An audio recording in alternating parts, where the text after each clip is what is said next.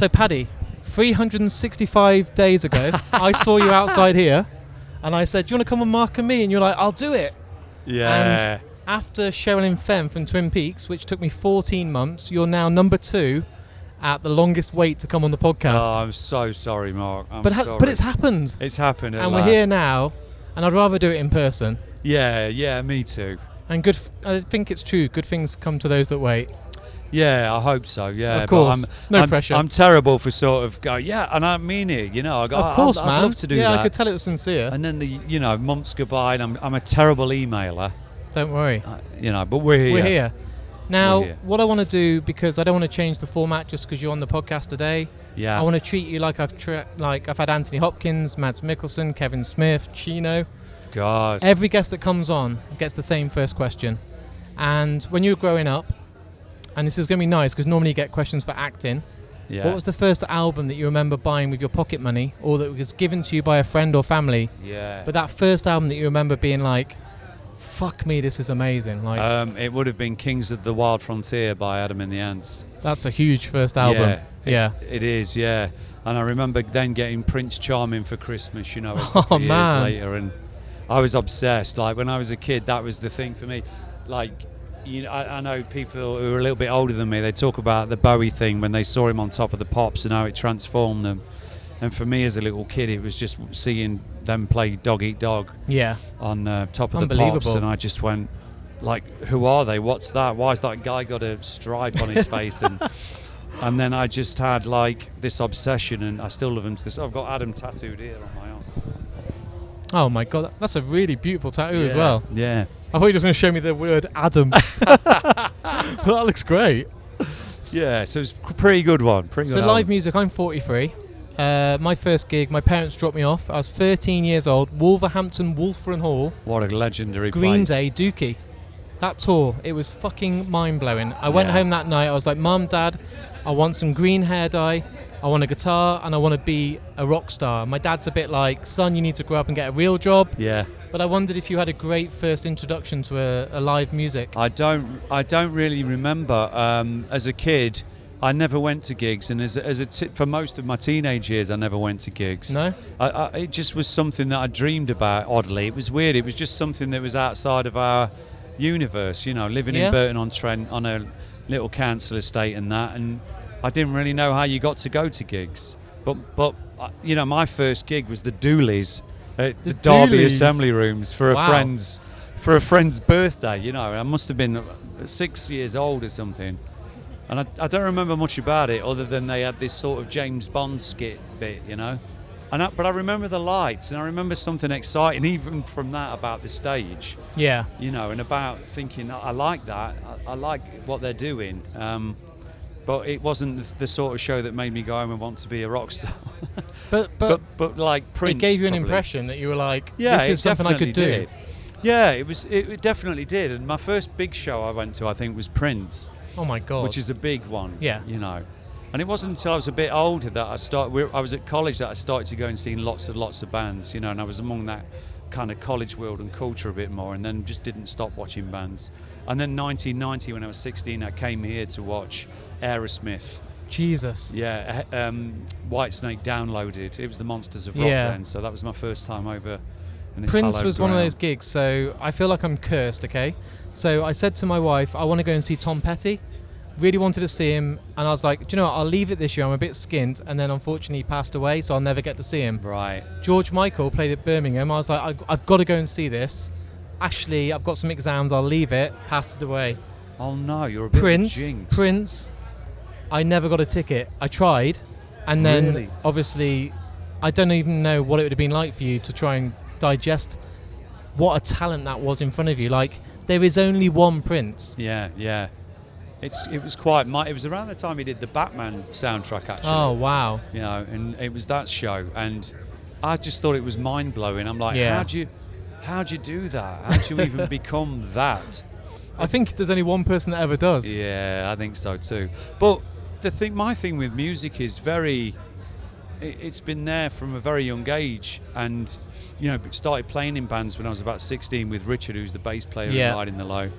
And then played in Brit pop bands in college in the 90s, and it was good fun. But I didn't start writing songs on my own till I was in my late 20s. My wife just happened to buy me a guitar for Christmas, and I wondered why she'd even brought it me. I'm like, why have you brought this? And she goes, well, you're always picking your friend Craig's up and playing a few chords. So here's your own.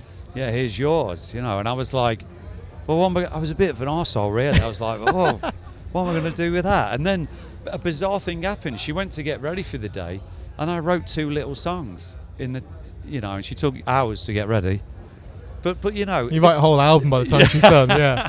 But there was 2 little songs there, and I was just like, you know, where's that come from, sort of thing. It wasn't in me. I had no desire to sing in a band. No. It happened after I became a massive fan, and still am, of Guided by Voices, and yeah, I watched Guided by Voices live and went, I want that. I want to do that. I want my own band and my own gang. And yeah. It just sort of evolved. I was driving here today and I was thinking to myself, and I mean it with full respect, the British public especially think that people should be in one lane. Yeah, yeah. You should be an actor, and that's all you should do, and we want to praise you and give you lots of recognition, but what are you doing trying something else? And I know that obviously your band's been going, which people don't realise, 20 years. 20 years next year, yeah. So I think people need to respect that people can try other things, but I sometimes think you've got a bit of an extra point to prove, because people think, well, you shouldn't be doing anything outside of acting. Yeah. So do you sometimes feel like you've got a bit of a disadvantage? Because I think it's tricky when people say, okay, I'll come and give you the chance to prove me that you can actually sing or be in a band. Yeah, it's a strange one, really. It is. It's like, you know, early on the comments were like, it was some wise arse who was like, you know, had commented at the time, you know, failed vanity project. And I'm like, well, we haven't even started yet. So give me a chance. It hasn't failed. And if the objective was to play Wembley Stadium, then we failed. Of course. But you know, that's not the objective. It's something that songwriting unlocks something inside me that I can access only fleetingly with acting. Yeah. And that's why I do it, really. And there was an odd sense of destiny about forming this band and naming this band, and it's never left me. There was a moment, my dad had died of cancer, and I brought him this book about Lee Marvin, and he'd written in it before he passed, and I sat in his chair where he used to sit, and my mum was opposite me, and I opened this book and started reading it, and it was about Lee Marvin and his relationship with his psychiatrist. And Lee talked about coming off films and, you know, feeling depressed, because it's a bit like joining the circus, and then all of a sudden the circus is gone and you're going, what happened? Where did it go? Yeah, particularly after my first ever film, because you think everyone's family and friends and they just disappear. And Lee and his psychiatrist called that period of time riding the low. And I remember reading that and turning to my mom and saying, that's the name of my band. I'm going to come. And it was only me. I didn't got the guys there. No. And I went, that's my band. I'm calling my band that. And my mom said to me, you were meant to read that. And there's just something about the power of that moment. Yeah, there was a truth and intention, and it was palpable. And I just went, yeah, that's what it's going to be. And that feeling hasn't left me in nearly 20 years. You know? I believe that's meant to be. Yeah. Massively. And it kind of, it's like a nice memory as well. Like, that's something, like, even when you're talking about it now, I'm a bit like, oh man, that's like powerful. It's not just like, oh, we just put loads of names in a hat and picked it out and it sounded cool on a t-shirt or looked good, you know? Yeah. That's really special. Yeah, it meant something. And we've just carried on because our love of writing songs and playing shows. I mean, you know, we just played in the tent and we estimated 4,000 or 5,000 people possibly there. You know, there might be but it looked rammed from where we were, and everyone was having a great time. And you're like, that's the proof. Don't just sit behind your keyboard. You know, come out and have a look at what we're doing. But I'm 51 now, and I don't feel like, I'm not some old ass guy, but I don't feel like I've got anything to prove to anybody anymore about anything. But I think that's a huge advantage. You haven't got to go out there and say to anybody there, take me seriously. You can just be like, I want to have fun, be with my people that I love, perform music, write music, and hopefully people get on board. Yeah. And that's a really good way. You haven't got to pay your mortgage because of a gig you've just done. No. And it's the same for the guys. They're all in jobs. It's not just me. They're all in regular work.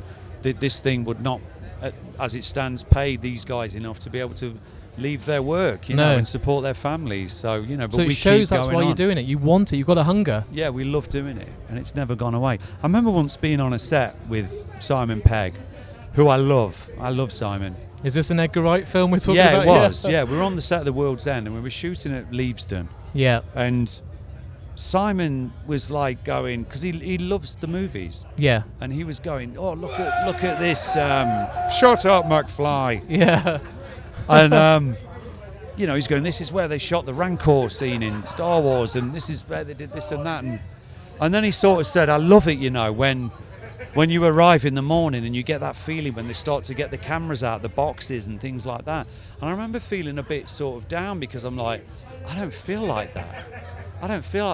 But I can stand in the wings for an hour and a half and watch the crew set the stage for Metallica coming on and feel this anticipation in here and watch them all with their pen lights. Oh, man, yeah. And just sort of go, oh, this is fucking amazing. Yeah. You know, and there's something I've always been compelled around music. I've always loved the anticipation of the show and the beginning of the show and that thing. I get a real thrill out of that.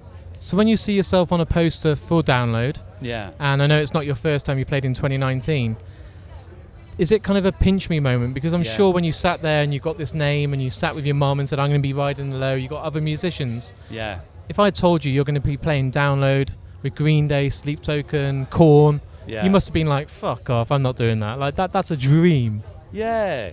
It really is a dream. Yeah. It's brilliant. And it doesn't matter how small our name is on the T-shirt, you know. It's still on there, man. It's right down there at the bottom, and it like you say, it's on there.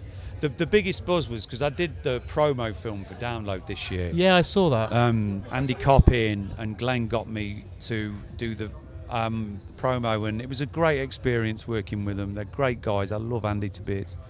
And basically, I asked them. I said, you know, could we play? I said, it's not a deal breaker. I'll do your video for you. But any chance you can get me on, yeah. Could we play, you know? And you've got to hustle a bit because we don't have any management. We don't have an agent. We don't have a label. We don't I don't have think anything. a lot of people know that. I think they probably think that you're like ushered on and you got, oh, we'll get Paddy because it's Paddy. But No. I spoke to James, who organises 2,000 Trees, Yeah. a good friend of mine, and he said Paddy DM'd me Yeah. and talked about playing the festival. Yeah. People probably don't think that you are that much in control. You've not got a record label. You've not got a P. You told No. me today on email, I don't have a PR. Just grab me. Yeah. Like that's showing you're doing it because you want to. Yeah, absolutely, yeah. It is. Mind-blowing. We still enjoy it, and that's the main thing. 20 years later, the 4 core members are still there. The brotherhood's still there, and nobody's walked away. Nobody's gone, sod this, you know. Drummers have come and gone, but they do. Do you still get nervous? I mean, today looking out, when you're going on that stage, you said you get that buzz of seeing set lists and the amps being set up like Simon Pegg does with cameras. Yeah. Are you do you have that adrenaline and that kind of, get me on fucking stage now? Or are you a bit like we've got to do this? No, it's a thrill. Yeah. It's a thrill. It's a nice mix of all the things you said, but it's not terrifying. That's beautiful. You know, it's not frightening. It's like we go out still and we've got a point to prove. Yeah. I feel like there's a bit of that. So coming back earlier in contradicting myself, I suppose there is a little thing of us saying, you know, a little bit of a point to prove. And saying, you know, come on, fucking have it.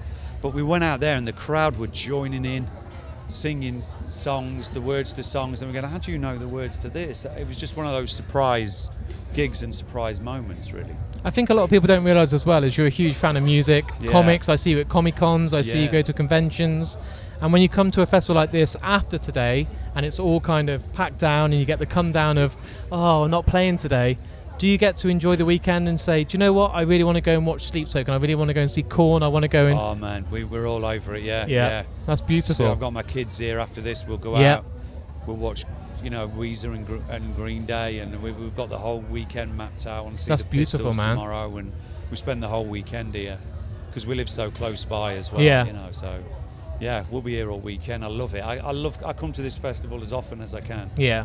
Just to hang out. Anyone's like, do you want to do a film? You're like, is it in June? Does it happen during Download? Because if it does, well, there is I'm not doing it. Yeah. I mean, when we played here the first time, this talk about, you know, commitment.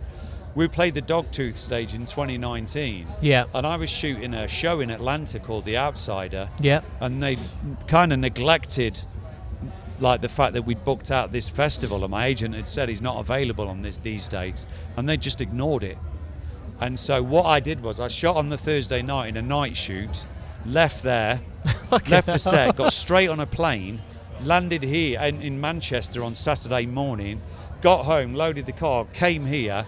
We played the Dogtooth stage at 2 o'clock or 3 o'clock, whatever it was. Jet lag kicking in. Yeah, got in the car. I had to go back, go to the airport and get on a plane and fly back. No one can say you're not dedicated. You know, that's Ozzy Osbourne levels. Talking of Ozzy, have you got a ticket to this incredible gig in Aston Villa? Do you know, we've got a clash. No. We've got a clash, yeah. I think it's the same day that Fontaine's DC are playing in Finsbury Park. What a bloody double booking. I know, and it was kind of booked out well before the Black Sabbath announcement, as I remember. So I'm going, oh no. I mean, you know, Fontaine's are going to be around for a while, but it's going to be a special show. Randomly on the way here today, I was talking to Darren. We were driving here, and I said I'd pay about $250 to see that gig, because we're talking about some people are paying thousands. Yeah. As we're here, they've just released production tickets, 250 quid, standing, general admission. And I turned around and I said, I can't do it. If I go home and tell my wife after I've been away for a whole weekend that I'm going again, I'm going to regret that forever. I know, because it's that the last lineup time. is insane. I know. The only consolation is I think they're not all doing a big set, because when we first read it, you look at it and go, fuck it. Surely Metallica are doing 2 songs, Guns N' Roses, Tool will do half a song. You know what I mean? It's got to be like that, hasn't it? It's got to be. You know, I can't see any other way of it working. But what a privilege. I mean, we got to see Ozzy here a few years ago when he played here last. Yeah, we were here. God, it was brilliant. We got to see him. And we had a fantastic night. But, I'm a bit gutted about it, because it's not going to happen again.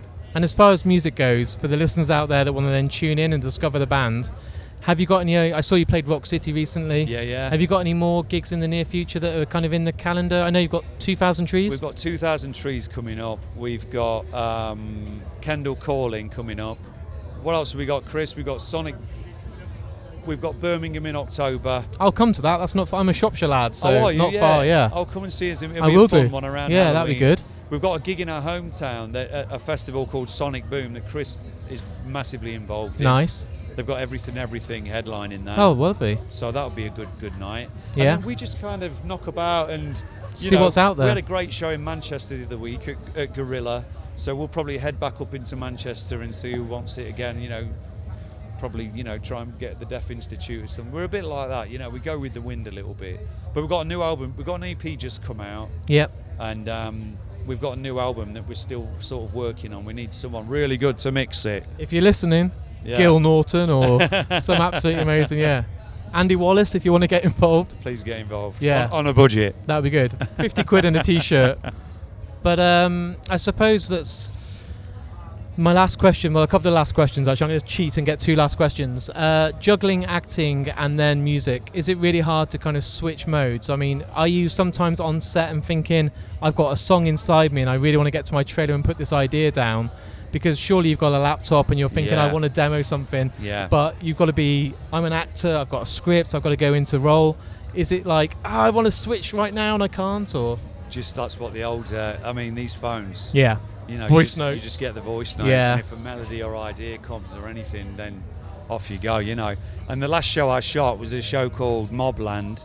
And, there was a lot of schedule changes. And every time they changed the schedule, I just booked in the studio and did the vocals on the album, and made advantage of the time being in London. So I'm always finding ways to do things. And I'm mostly right, actually, when I am working. Which is kind of interesting, but a lot of ideas come to me, and I think probably because I've got a lot of time on my own, that I'm able to sort of go back to my flat or whatever and just get the headphones on and absorb it all. And hello, mate. Look How at are this. ya? Nice to meet you, man. It's a bit of McFly. Bro, like legend. You can come on my podcast now because you just interrupted us, so you can come on. do his podcast. There you go. Oh, definitely, mate. I'm on around. the podcast. But Oh, mate. There you go. Absolutely. So you like the fact that you can then switch modes, add bits in, get your laptop out, voice notes, get some demos down. Absolutely. It's all the same thing to me. Yeah. There's no sort of separation, oddly. There's no separation in it, music and acting. It kind of, in the best acting roles I've had, and I've written and directed a couple of things. That, along with the music, it all comes from the same place. It's not a different thing. You know, I'm not strutting up there talking about things that, you know, I don't know about, or being random, or trying to be interesting. It's true. It's just stuff that passes through, and on a kind of higher level, I'm kind of addicted to it because it's my connection to something that's quite sort of personal and spiritual in a way. Yeah. I love it. The lyrics come out of me and I don't have to think about them. That's the magical thing, you know. Yeah, and that's the thing that I love. Because I think sometimes people think too hard and then it doesn't seem... I'm not saying it's not legit, but if you think too hard about what you're trying to say, isn't it better that it just naturally comes from you, so it's actually real? Yeah. And then when you do that as well, it's authentic. It is authentic. And then you'll listen to a song you've written about a year later and go, shit, I didn't even realise that's what I was trying to say. I just let it come through. It's a snapshot of the time though, isn't it? Yeah. Massively. And now it's poignant in some way. And are you thinking of, you mentioned then about writing and directing. I don't want to talk about film, I like this being music, but stuff like Journeyman, is there another film inside you where you're like, I want to sit down and write and direct again? Yeah, there is. There definitely is. Because that's too much of a masterpiece just to be like a one-off. You need to keep going. Yeah. Well, I'm doing a Q&A in London next week of the first film I wrote and directed called Tyrannosaur. That's a fucking masterpiece. Yeah, and I'm just sort of like, I have to. If I don't, my daughter will kill me if I don't write and direct again. But I need to. Yeah. I do need to write and direct again. But even with that, I get the guys in. They did the music for Tyrannosaur, the guys in the band. So I like to include everybody, you know, in the family and in the work. But yeah, I definitely have to write and direct another film, yeah. You got to. Yeah. And my final question is, I know this has happened to every single person that's been on, as this interview is all edited and ready for the world to listen to, I'll have some of your Ride in the Low play. Yeah. I'll have our interview, and then a piece of music plays at the very end of our episode, okay? And it can be a piece of music that means a lot to you. And I've asked this question to Chino, to every single guest I've mentioned to you. Yeah. But you get to choose a song that really means something to you. So when I ask you the question, I wonder what the song is that came to your heart and your kind of soul that you want to be played out just as this interview fades out. Yeah. Anything you want. Oh, I think I'm going to have to choose Life is a Pigsty by Morrissey. Oh, it's huge. Stunning. It's such a stunning song. And the second half of it, how it segues into that, it just collapses me. Yeah. And it's there's so much beautifully, that's beautifully lyrically, that's going on that's very beautiful, but it's just that line, even now, in the final hour of my life, I'm falling in love again. And I think there's such sort of hope and beauty in that line. I mean, Morrissey it's so inspiring. Me. Yeah. Jeff Buckley does that for me. Yeah. When I hear his lyrics, I think, I don't know how you could get yourself in that world. They're just so, in my world, ethereal. So elevated. I don't know how you do it. It is something else. It's spiritually something else. It's like, people throw the word genius around with Morrissey, and he absolutely, he is. He'd probably scoff at that if anybody called him it, but my God, that song, it brings me to tears every time. It's been a long time coming, literally a year, but I'm glad that we've sat down. I'm so grateful for your time. Me too. Over emails, man, I was thinking, I really hope this happens. I was sitting there thinking, it seems like it's going to, and I didn't want to tell my guys today, it's going to happen until we're here. But I just want you to know how much it means to me. I've done this podcast for 9 years, and when I started out, I was like, I need this guy in my podcast. It's going to happen when the time's right. So I'm really glad and grateful for you coming here today. It means the world, man. No, thank you. And I wanted to respect you and not just talk about acting. How many times you've been talked about Dead Man's Shoes? I know. You must be I just want to talk about something different. It's, there's a time and a place, but I also expect it. It's not like I turn up and I expect that people are just going to want to talk about the music. And I'm not going to throw some fit about it. No. We're not a particularly well-known band.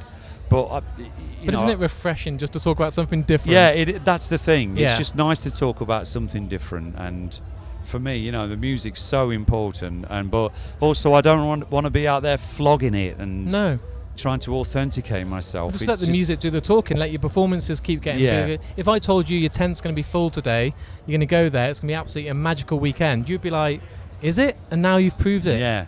And that's all that matters. Yeah. And now you can switch off, not worry about a performance, and go and enjoy the weekend. Yeah. And that's what Download's about. It is. It's a great festival. I love it here. Thank you, sir. You're welcome, I'll let you man. go. You've got Thank you one. for being persistent. Of course. That's the way you get the guests. I appreciate it. But you were persistent in a lovely way, and I'm such a twerp. And I will sort you out with Emma and get you Deftones tickets, and then you could owe me. Beautiful. And we'll get I some will forever photos. be in your debt. Thank you, sir. Thank you, mate. Thank you, Mark.